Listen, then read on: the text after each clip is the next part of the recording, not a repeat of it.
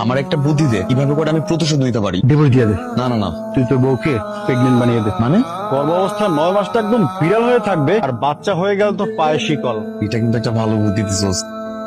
আমার জোকারের মতো সাজে বসে আছো কেন? এটা তোমার ফোন। কাহিনী না করে চুপচাপ ঘুমাও। চলো আমরা দুজন ঝাড়ের কাছে গল্প করি।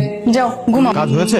থেকে কাজ হবে। বিয়ের পর থেকে সারাদিন বলে রাখছে ঝাড়ের উপরে। ভালোবাসার নাটক কর, বউকে নিয়ে কম্পিউটার থেকে ঘুরে আয়, যা। ঠিক আছে। ইদানিং তুমি আমাকে ঘুরতে নিয়ে যাচ্ছ, শপিং করাচ্ছ, আজকে আবার ফুচকাও খাইতে নিয়ে আসছো। কাহিনী কি? ভালোবেসে এসব করছি। আমি সত্যি বানাইতে যাচ্ছি তো।